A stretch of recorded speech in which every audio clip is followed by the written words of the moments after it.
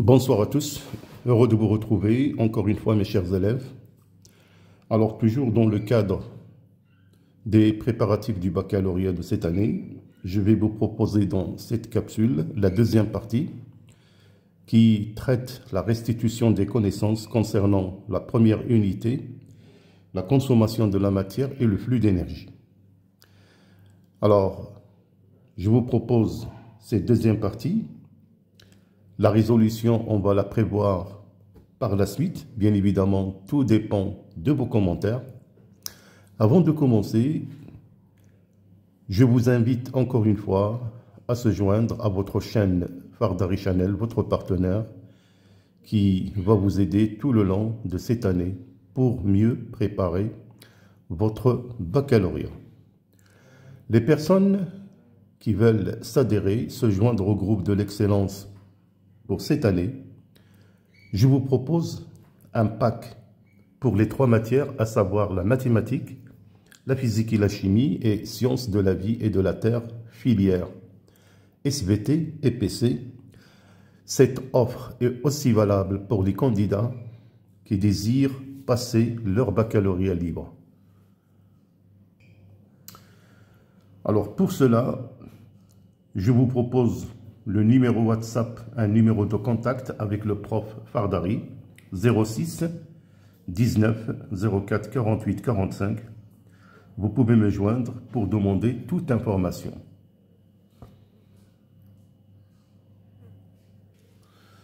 Alors donc, pour ce chapitre, la consommation de la matière organique et le flux d'énergie, je vous renvoie à la capsule première partie concernant la restitution des connaissances, où je vous ai préparé un petit résumé qui va vous servir d'appui pour mieux comprendre et pouvoir répondre à toutes les questions.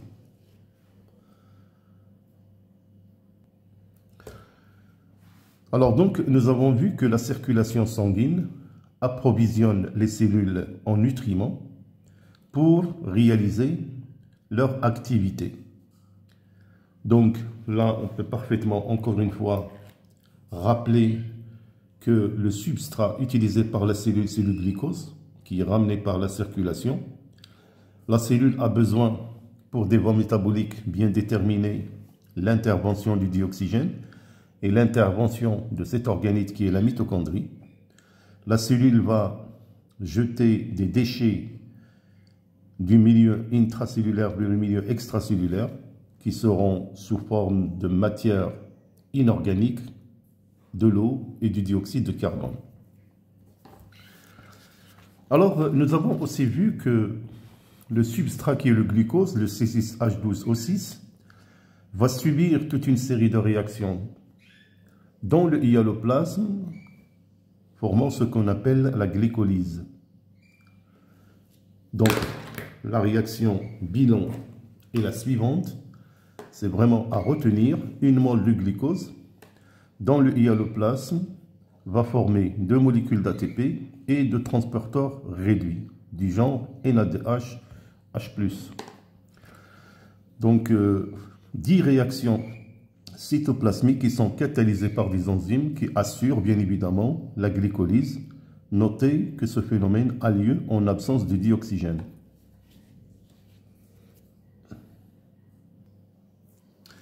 Alors par la suite, lorsque la cellule emprunte la voie aérobique, c'est-à-dire en présence de dioxygène, il y a l'intervention de cet organite qui est la mitochondrie, qui est considérée comme le centrale énergétique.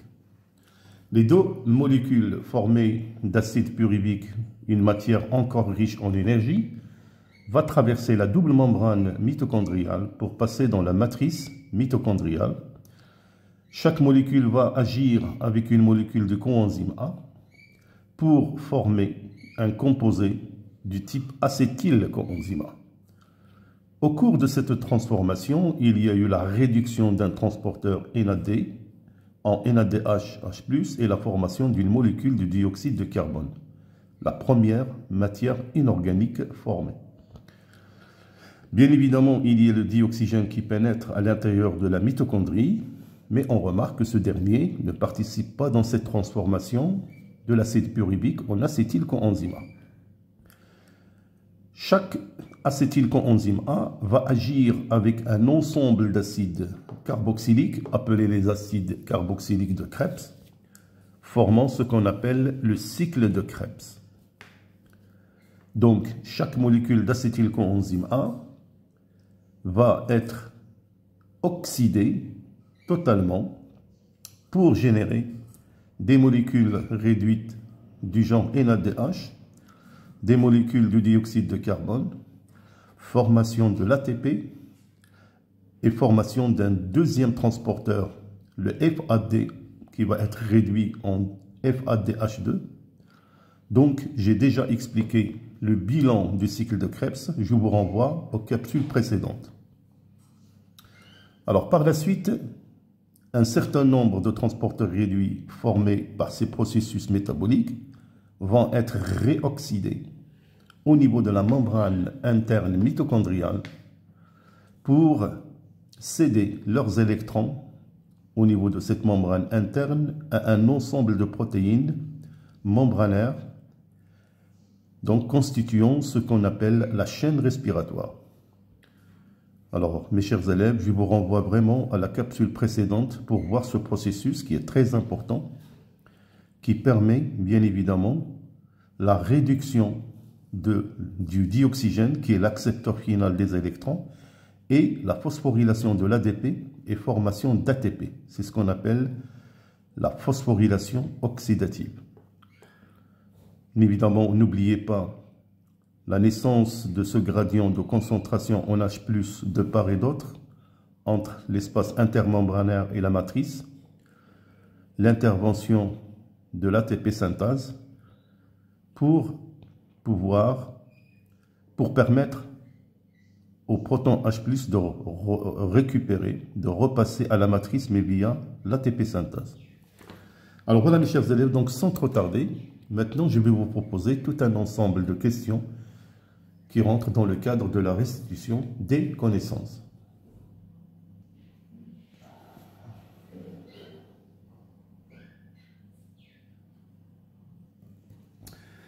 Alors donc, question.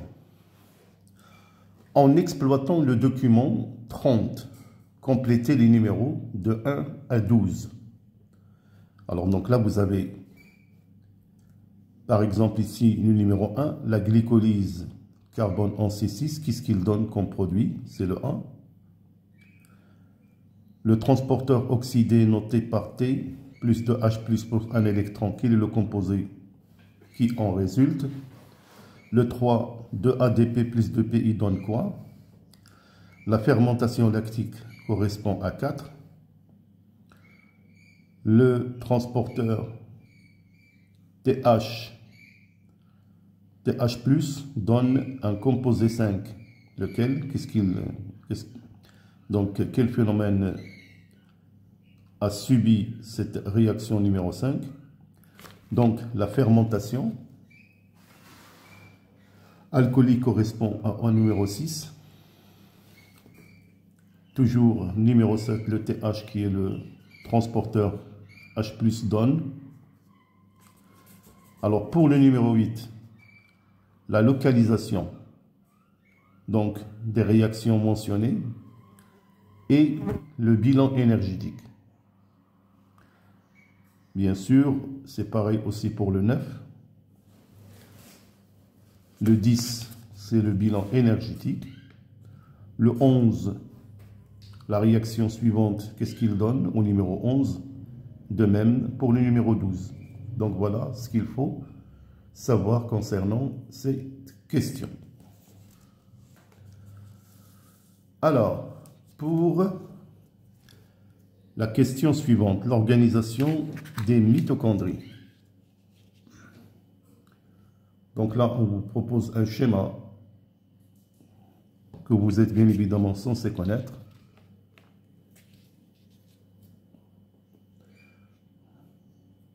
Alors la question, tout simplement, vous faites correspondre les numéros de 1 à 8 au mot suivant. Donc là, vous avez des numéros, vous faites correspondre chaque numéro au mot suivant. Alors les mots sont les suivants. Donc là, vous avez la matrice, le ribosome, l'ADN, crête, membrane interne, membrane externe, phospholipides, protéines membranaires, membrane externe, membrane interne, ATP synthase ou bien pédoncule sphéré. Donc ces noms, vous les faites correspondre au numéro sur les schémas.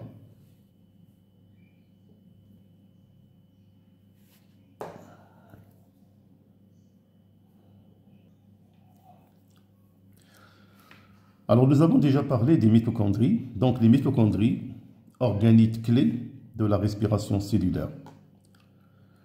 Alors bien évidemment, la formation de l'acétylcoenzyme A, chaque molécule du pyruvate issue de la glycolyse entre dans la matrice mitochondriale en présence du dioxygène et se transforme en acétylcoenzyme A par 3 types de réactions. La décarboxylation qui libère une molécule de dioxyde de carbone, la déshydrogénation suivie d'un transfert des électrons et des protons au transporteur NAD+, qui devient le NADH, H+. Liaison du coenzyme A avec le radical acétyl, le CH3CO, et formation d'acétylcoenzyme A. Donc voilà la réaction qui a lieu dans la matrice mitochondriale. Question. Dites si les prépositions suivantes sont vraies ou fausses. Est-ce que A1 est vrai? Est-ce que A2 l'est aussi? Est-ce que A3 est vrai ou fausse? Donc c'est pareil pour les autres propositions. Donc je vous laisse vous-même répondre. Voilà, maintenant on passe au cycle de Krebs. Le cycle de Krebs, comme je vous ai dit, est une succession de réactions cycliques d'oxydoréduction catalysées par des enzymes spécifiques, des décarboxylases, des déshydrogénases et d'autres enzymes qui s'effectuent dans la matrice mitochondriale au cours desquelles chaque radical acétyl, le CH3CO, subit une dégradation totale et se transforme en dioxyde de carbone. Alors, quelle est la question? Dites si les propositions suivantes sont vraies ou fausses. Donc, c'est à vous, bien évidemment. Est-ce que la proposition 1, 2, 3, 4, est-ce qu'elles sont vraies ou fausses?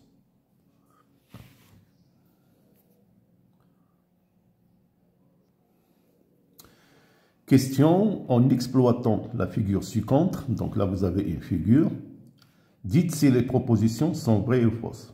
Donc c'est à vous. La première, la deuxième, la troisième et la quatrième. Est-ce qu'ils sont vrais ou fausses?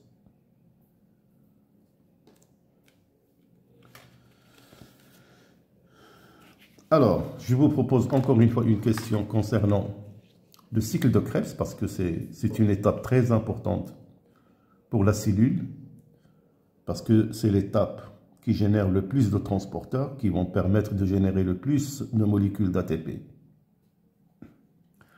Alors bien évidemment, je vous laisse encore une fois voir ce schéma du cycle de Krebs avant de répondre à la question suivante.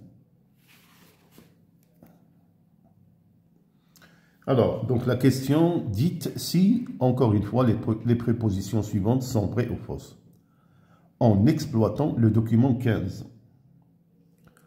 Alors, c'est à vous, bien évidemment. Est-ce que la proposition 1, 2, 3, 4, 5, 6, 7, 8, 9 et 10 sont-elles vraies ou fausses?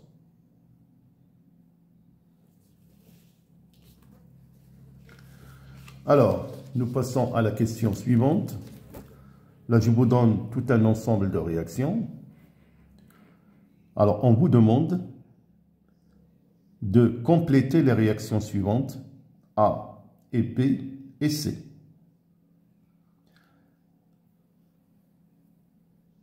Alors, bien évidemment, je vous laisse lire par vous-même quelques explications qui vont vous permettre à mieux répondre.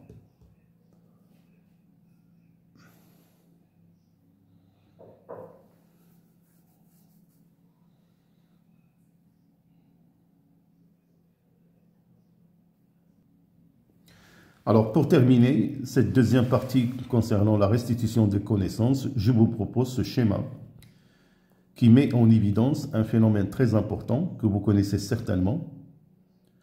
Donc, il s'agit bien évidemment des réactions de la phosphorylation oxydative.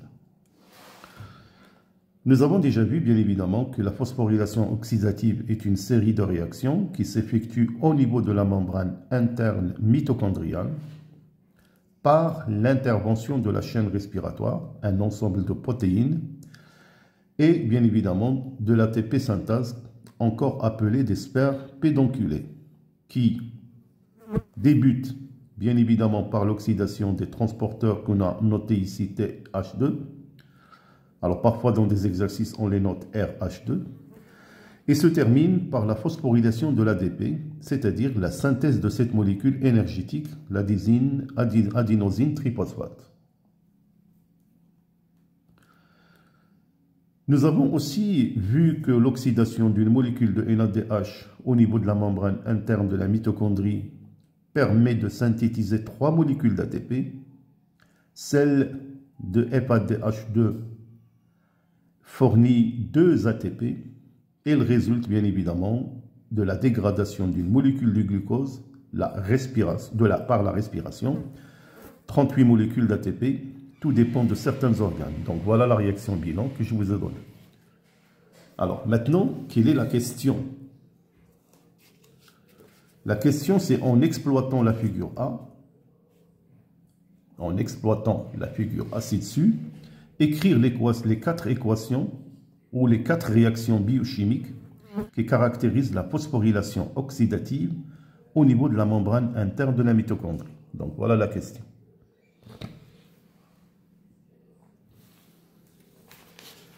Alors voilà mes chers élèves, donc je vous laisse bien évidemment travailler par vous-même.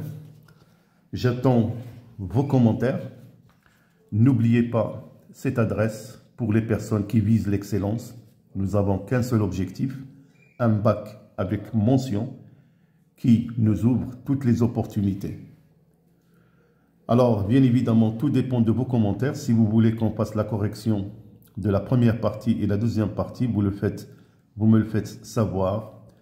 Donc, je vous remercie pour votre aimable attention. Je vous souhaite une bonne continuation. D'ici là, portez-vous bien et à bientôt.